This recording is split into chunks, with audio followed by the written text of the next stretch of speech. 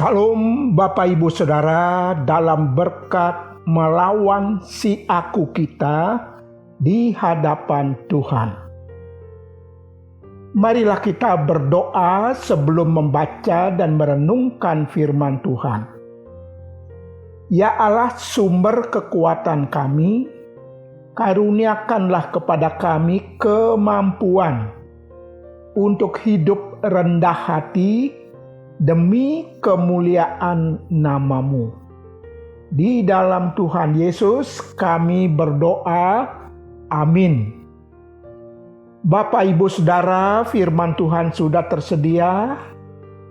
Marilah kita baca dan kita renungkan bersama firman Tuhan yang tertulis dalam Injil Lukas 1 ayat 46 sampai 55. Kita baca ayat 46 sampai 48 yang berkata demikian. Lalu kata Maria, jiwaku memuliakan Tuhan dan hatiku bergembira karena Allah, juru selamatku, sebab Ia telah memperhatikan kerendahan hamba-Nya. Sesungguhnya mulai dari sekarang, segala keturunan akan menyebut aku berbahagia. Bapak Ibu Saudara dalam kasih Allah, semua orang tentu pernah tergoda, langsung ataupun tidak langsung, tentang keinginan untuk mendapat tempat duduk yang terhormat. Bila masuk ke dalam satu ruangan di mana di sana ada banyak orang.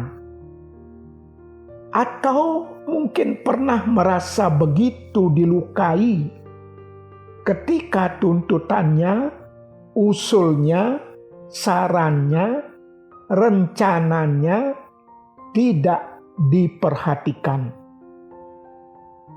Banyak perselisihan tajam yang terjadi karena tergoda dan tidak mampu mengendalikan hal-hal yang seperti tersebut di atas. Bapak Ibu Saudara di dalam kasih Allah, apa gerangan masalahnya sampai terjadi hal-hal seperti itu? Marilah kita belajar dari firman Tuhan yang kita baca dan renungkan saat ini. Maria, ibu Yesus, adalah satu pribadi yang mampu menguasai dan memahami rahasia apa artinya mewujudkan ruang yang paling bawah dalam hidup ini. Rahasia pertama, Maria taat kepada Allah. Ketika malaikat datang kepadanya, memberitahu bahwa ia akan mengandung dan melahirkan seorang anak dan menamainya Yesus, Maria berkata, "Sesungguhnya aku ini hamba Tuhan. Jadilah padaku menurut perkataanmu itu." Lukas pasal 1 ayat 38 berkata seperti itu. Ketika mengunjungi Elisabet yang juga mengandung secara ajaib, Maria disanjung dan dipuji sebagai ibu Tuhan.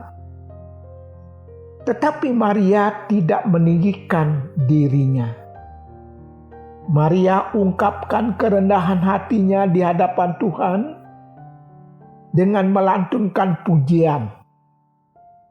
Ia telah memperhatikan kerendahan hamba-Nya.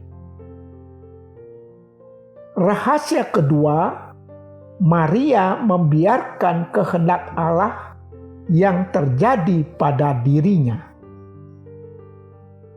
Maria mengakui bahwa apa yang terjadi atas dirinya semata-mata karena kemahakuasaan Allah. Maria yakin bahwa Allah sangat tahu siapa dirinya. Maria yakin pula bahwa Allah sangat tahu risiko apa yang bisa terjadi atas dirinya. Tentu Maria juga yakin bahwa Allah sangat tahu perlindungan macam apa yang dibutuhkan oleh Maria. Allah tahu apa yang akan terjadi di sepanjang perjalanan hidup Maria. Di atas dasar keyakinan seperti itu, Maria berserah diri di hadapan Allah. Apa yang Allah perbuat itu baik adanya. Keyakinan Maria seperti itu jelas terpapar dalam nyanyian pujian yang dinaikkannya di hadapan Allah. Bapak, Ibu, Saudara, dalam kasih sayang Allah, godaan untuk mengikuti keakuan diri kita, keakuan dunia ini, dan saat ini begitu kuat dan menggiurkan. Sepintas menawarkan kepuasan dalam hidup ini. Untuk menghadapi hal itu, agar kita hidup sejalan dengan kehendak Allah, tidak menuruti keakuan kita, keakuan dunia ini, ialah mari belajar seperti Maria, hidup taat dan membiarkan Allah yang bertindak di dalam kehidupan ini. Ketika sikap kita seperti itu, kita dimampukan hidup rendah hati di hadapan Allah dan juga di hadapan sesama.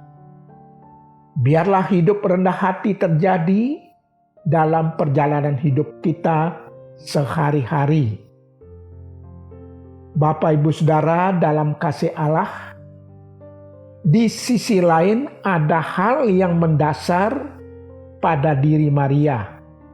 Seperti yang tertulis dalam ayat 56, dan Maria tinggal kira-kira 3 bulan lamanya bersama Elisabet, lalu pulang kembali ke rumahnya.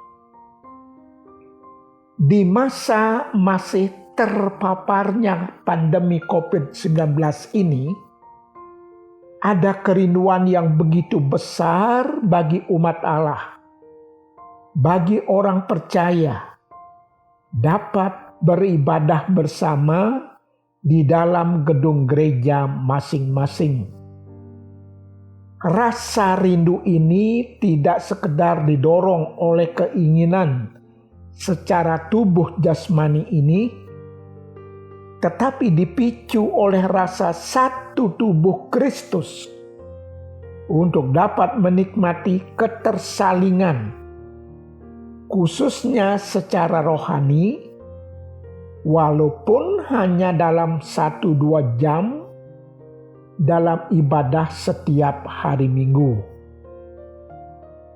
Jujur, kita butuh kebersamaan seperti itu. Sepekan kita menjalani berbagai masalah, berbagai godaan, berbagai tantangan. Kita perlu saling menasehati, saling meneguhkan, saling menguatkan, agar kita semakin merasakan bahwa kita tidak hidup sendirian. Ada sesama seiman, ada Allah yang menyertai kita. Bapak, Ibu, Saudara, dalam kemurahan Allah, mari belajar seperti Maria Ibu Yesus, taat kepada Allah, berserah sepenuhnya kepada Allah, dan saling menguatkan, saling peduli, saling memperhatikan satu dengan yang lainnya. Tuhan memberkati kita. Amin. Marilah kita berdoa. Ya Allah yang Maha Pemurah dan Pengasih, nyatakanlah tuntunan-Mu dalam perjalanan hidup kami, untuk kami mampu hidup rendah hati. Di dalam Tuhan Yesus kami berdoa. Amin.